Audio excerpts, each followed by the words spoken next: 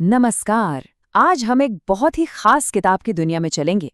ये है मशहूर लेखिका अमृता प्रीतम का कहानी संग्रह मेरी प्रिय कहानियां। अब ये सिर्फ कुछ कहानियों का कलेक्शन नहीं है। नहीं, ये तो कहानी कहने की कला पर, उसके पीछे के दर्शन पर एक बहुत गहरी सोच है। तो सवाल ये है कि इन कहानियों में ऐसा क्या खास है। इनकी असली ताकत को समझने के लिए सबसे पहले हमें लेखिका के कहानी कहने के अनोखे अंदाज को, उनके फिलॉसफी को समझना बहुत जरूरी है। और इसकी शुरुआत होती है, जानते हैं कहाँ से? किताब के पहले ही पन्ने पर लिखी एक छोटी सी पहेली से। हाँ, सही सुना। एक ऐसी कहानी जो इस किताब में है ही नहीं। तो इस हिस्से की शुरुआत किसी कहानी से नहीं, बल्कि खुद किताब की एक पहेली से होती है। किताब का पहला पन्ना पलटते ही ये डेडिकेशन सामने आता है। जरा सोचिए, ये क्या मतलब हुआ? ये पंक्ति फौरन एक सवाल खड़ा कर देती है।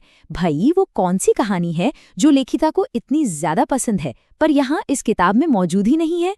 और इसी सवाल का जवाब हमें अमृता प्रीतम की सोच के, उनके लिखने के तरीके के बिल्कुल दिल में ले जाता है। ये एक ऐसा आइडिया है जो उनके पूरे काम को समझने की चाबी है। किताब की भूमिका में अमृता प्रीतम खुद इन शब्दों के साथ अपनी सबसे बड़ी सोच का खुलासा करती हैं।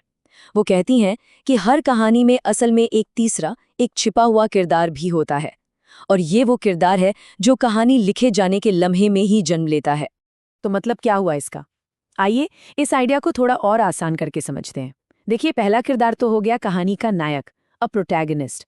दूसरा वो जो कहानी को आगे बढ़ाता है, द कैटलिस्ट। और फिर आता है तीसरा, वो अदृश्य किरदार, यानी खुद लेखक और उसे पढ़ने वाला पाठक। तो यहाँ सबसे जरूरी बात जो समझने वाली है वो ये है कि पढ़ने वाला सिर्फ एक बाहरी दर्शक नहीं रह जाता। नहीं, वो कहानी का एक हिस्सा बन जाता है, एक खामोश गवाह। अब सवाल ये है कि ये विचार असल में काम कैसे करता है। आइए एक कहानी के जरिए से समझते हैं। और इस कमाल के आइडिया को समझने के लिए इस संग्रह की जो पहली कहानी है, जंगली बूटी, वो बिल्कुल परफेक्ट उदाहरण है। तो इस कहानी की जो मुख्य पात्र है उसका नाम है अंगूरी, एक छोटे से पिछड़े हुए गांव में रहने वाली एक नौजवान औरत जो पूरी तरह से परंपराओं की बेड़ियों में जकड़ी हुई है। कहानी का बस ये एक छोटा सा संवाद अंगूरी के किरदार और उस पर समाज के भारी दबाव को एकदम साफ कर देता है। जरा सोचिए, उसकी दुनिया में औरतों का पढ़ना लिखना एक गुनाह, एक पाप माना जाता है। और बस यहीं से कहानी अपने सबसे बड़े सिंबल, अपने सबसे बड़े कॉन्फ्लिक्ट की तरफ मुड़ जाती है। तो आखिर ये जंगली बूटी है क्या भला? जंगली बूटी, जैसा कि नाम से लगता है, एक जड़ी बूटी है। लेकिन गांव में इसके बारे में एक गहरा अंधविश्वास है। ये माना जाता है कि ये एक तरह की लव पोशन है जो किसी को भी प्यार में अपने वश में कर सकती है। गांव में ये मान्यता बहुत गहरी है, बहुत पक्की है। ऐसा माना जाता है कि जिसे भी ये बूटी खिला दी जाए, बस वो इंसान अपना घर-बार, अपना सब कुछ छोड़कर खिलाने वाले के पीछे चल देता है। मतलब ये अंगूरी की दुनिया में एक बहुत ही खतरनाक और रहस्यमयी ताकत है। और ये सिर्फ कोई सुनी सुनाई कहानी या अंधविश्वास नहीं है। अंगूरी के इन शब्दों से ये साफ हो जाता है कि ये डर, ये अंधविश्वास उसके अपने जीवन में एक बहुत ही दुखद हकीकत बन चुका है। ये उसकी अपनी सहेली के साथ हुआ है। तो अब कहानी के इन घटनाओं को वापस अमृता प्रीतम के एक लेखिका के तौर पर जो उनका बड़ा मकसद है, उससे जोड़कर देखते हैं। अपनी भूमिका में अमृता प्रीतम के ये शब्द ही उनके मिशन को साफ साफ बताते हैं।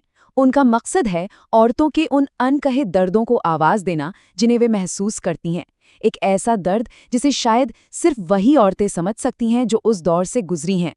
और लेखिका का ये जो फिलॉसफी है, ये विचार, ये सीधे अंगूरी की कहानी के एक बहुत ही भावुक, एक बहुत ही नाजुक पल से जाके जुड़ जाता है। कहानी का जो सबसे इमोशनल पॉइंट है वो तब आता है जब अंगूरी के दर्द का असली कारण हमारे सामने आता है। उसका दर्द जंगली बूटी का डर नहीं, नहीं, उसका असली दर्द है अपनी सहेली को खोने का दुख, उसकी तबाही का गम। तो चलिए अब इन सभी धागों को एक साथ जोड़ते हैं और वापस उस तीसरे पात्र यानी कि पाठक की भूमिका पर ध्यान देते हैं। और बस यहीं पर आकर इस पूरे विश्लेषण के सारे धागे एक साथ जुड़ जाते हैं। अंगूरी की कहानी इतनी असरदार, इतनी ताकतवर इसलिए बन जाती है क्योंकि उसकी इस अनकही पीड़ा का, इस खामोश दुख का गवाह बनने के लिए वो तीसरा पात्र यानी पाठक वहां मौजूद होता है। और अब हम वापस उसी पहेली पर आते हैं जहां से हमने ये सारी बातचीत शुरू की थी। लेकिन अब इतने सब के बाद शायद इसका एक नया, एक गहरा मतलब समझ में आने लगा है। तो शायद ये डेडिकेशन उन सभी अनकही, अनलिखी कहानियों के नाम है, औरतों के उन अनुभवों के नाम जिनके दर्द को कभी शब्दों में बयां ही नहीं किया गया। उसे तो सिर्फ वो तीसरा पात्र ही महसूस कर सकता है जो वहां गवाह बनकर मौजूद है। और ये पूरी बात हमें एक आखिरी सवाल के साथ छोड़ जाती है, एक ऐसा सवाल जो इस किताब से परे हमारी अपनी दुनिया की ओर इशारा करता है कि हमारे चारों ओर ऐसी कितनी ही अनकही कहानियां हैं, कितने ही खामोश दर्द हैं जिन्हें सुने जाने का, समझे जाने का अब भी इंतजार है।